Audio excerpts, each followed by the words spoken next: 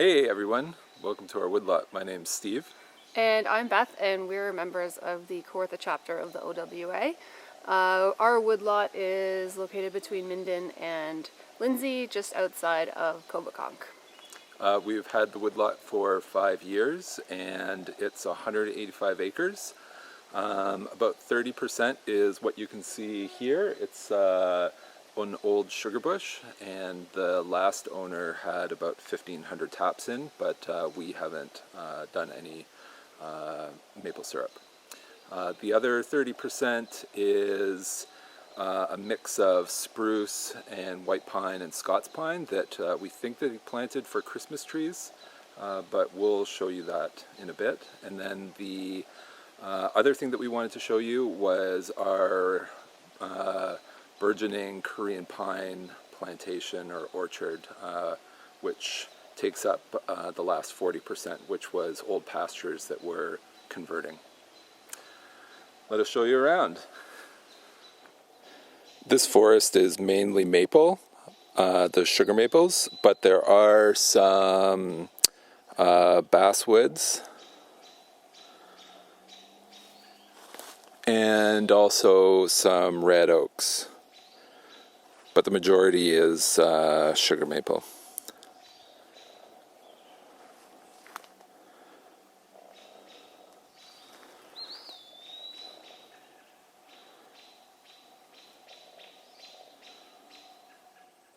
Even though we decided not to continue with the maple syrup production, we still wanted to keep the sugar shack. It's a nice building, and we were able to turn it into a little bit of a cabin and also a workshop on the bottom.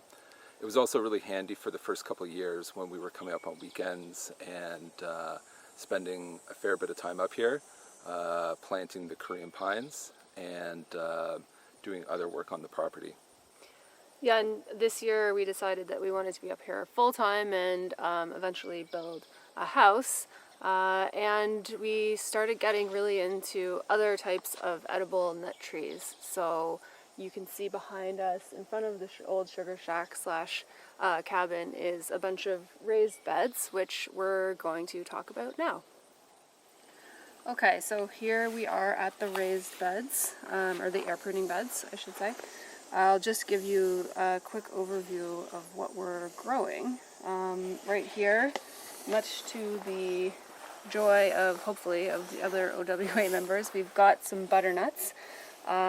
They come from DNA tested source, so hopefully it would be amazing if they were blight resistant, but they're looking really good so far. We're really happy with how much growth they've put on just in a few months. So yeah, all good there. Next down the line is a hybrid walnut. It's hybrid between a black and a Persian walnut. The black walnut for cold hardiness and the Persian for the thinner shell that makes it easier to crack. I've got just the example of the shell here. So it's a good size and very tasty.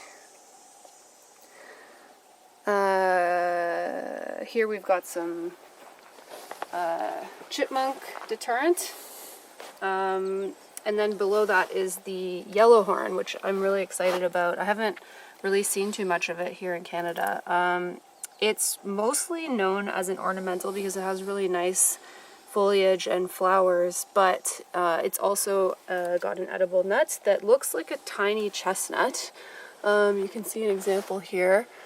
It basically looks exactly like a tiny chestnut, but it's super high in oil and tastes like a macadamia. So I'm excited about this one. It's kind of like a triple threat, I guess, with the flowers, foliage, edibleness. And you can actually also eat the young shoots. So maybe interesting for people who are into foraging and stuff like that. Here we've got a chestnut. It's a hybrid sweet and American chestnut. So again, just kind of thinking about selecting for blight tolerance, cold hardiness, and obviously flavor.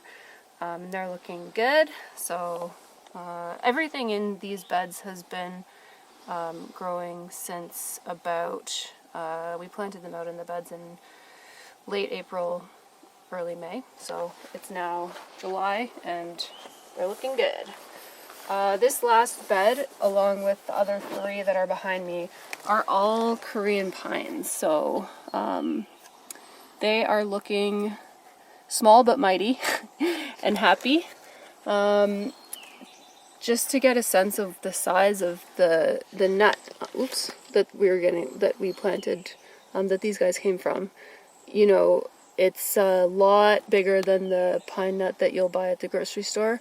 Obviously, it's a bit smaller than this because it's the kernel inside the shell that we eat, but nevertheless, they're pretty amazing, and we're looking forward to once these little guys start producing.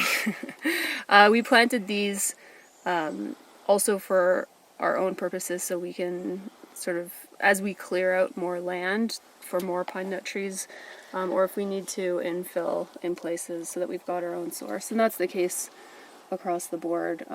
We eventually would like to have sort of a nursery situation, but then also provide our own seed source. So, and the more we plant out, the more we'll be able to select for cold hardiness, flavor, and all those important things. Okay, so we're using air pruning beds here, and what that means is these are raised beds, and on the underside there's a hardware cloth, and on top of the hardware cloth is about 4 to 5 inches of soil, and we plant the seed in the soil, and all of the trees that we're growing have a taproot. So what happens is the taproot grows down, hits the air through the hardware cloth, and is pruned.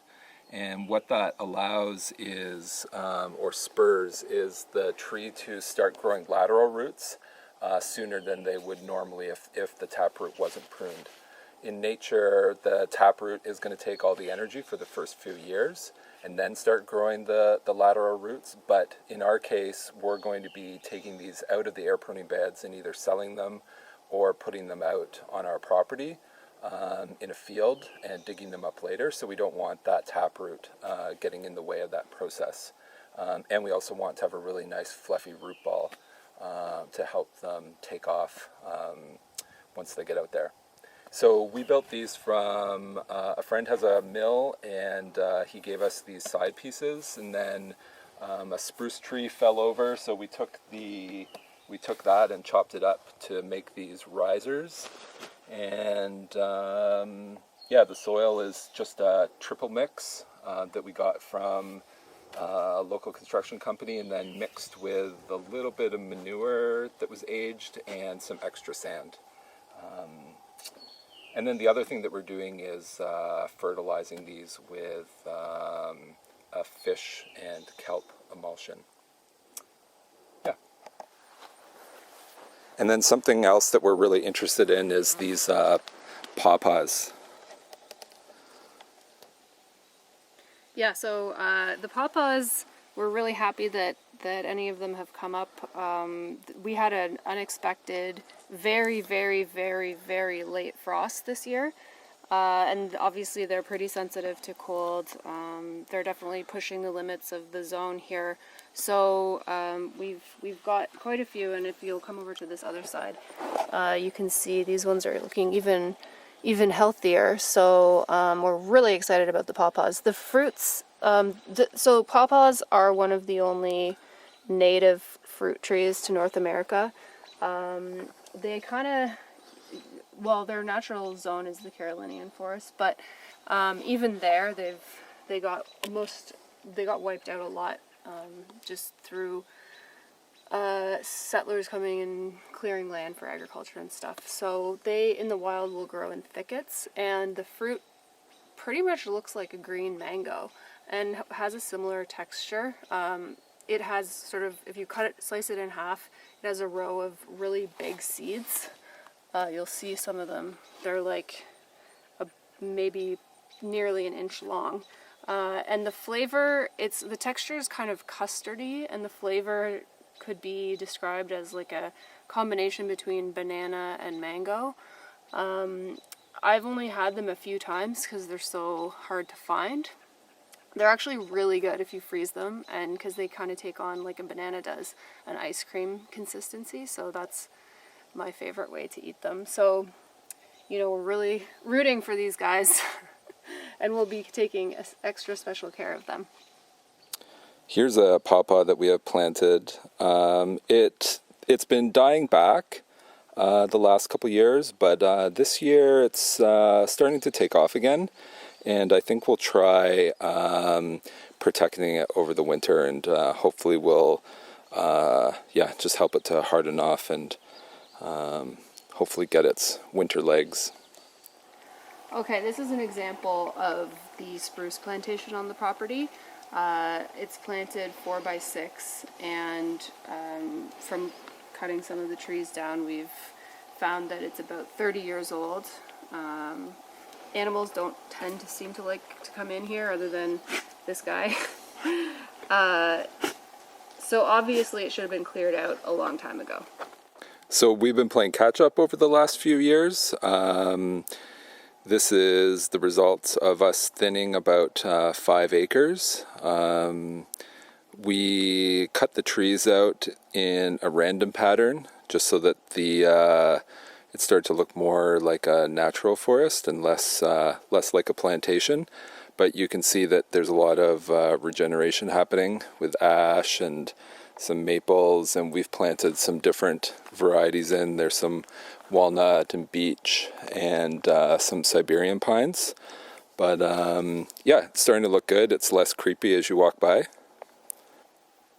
From this part of the property, you can get a pretty good sense of the different zones. Off to the left here is the thinned out Christmas trees that we were just in. But over on the top of the ridge is the maple trees where we started this video. You can also see one of the small pastures that we've planted Korean pines as well as hazelnuts and some other berries in. As we go around, this is actually the old barn, and with a birch in it. There's lots of natural regeneration, maples, cedars, ash, beech. Yeah, lots going on, and that's kind of the spirit that we'd like to continue just adding to with our edible landscape. Okay, so you remember those little tiny Korean pines that we were growing in the seed beds? This is an example of a lovely 8-year-old. It would have spent 5 years growing out in the nursery, and then we planted this guy 3 years ago. So he's looking happy. We haven't really, so when we planted them, we inoculated them with mycorrhizae that was naturally occurring at the nursery around the Korean pines from the duff and the roots and stuff. And since then we haven't had to do too much. We've done some weed suppression with chips from the spruce, or from the plantations that we've been thinning out. This means that we've had to put some protection around the trunk, because the voles will get in the chips and kind of push it all in, and then it gets wet, and we're trying to avoid root collar rot. But other than that, we've tried to keep the environment as untouched as possible. Obviously it doesn't look like a tree nursery or a plantation, and that's because they've really benefited, or they benefit from shade and wind protection as little guys, and then as they continue to grow, we'll just be able to selectively come through and clear things out to make space for them. But so far so good, and we're really happy with the results. April 21st is cone day on our farm. This is a photo from last year when we found our first pollen cones. They're not seed cones, but they're the first step. And something that we found out is that all plants produce something called gibberellic acid, and if you purchase some gibberellic acid, specifically the number 4 and the number 7, you can apply it to pine trees, and that will spur them on to produce seed cones. So that's something that we're going to be testing out this fall, and yeah, looking forward to seed cones next year starting out. Our cones won't be this big to start out, but this is what we're expecting in probably about 5 years. And around that time, we have 3,000 trees, and from those 3,000 trees, in about 5 to 7 years, we'll be expecting to be getting about 1,500 pounds of nuts from them. Thanks so much for joining us on our virtual woodlot tour. We really hope that you enjoyed it. And we're looking forward to answering any questions and chatting with you at the Q&A. Bye. Bye!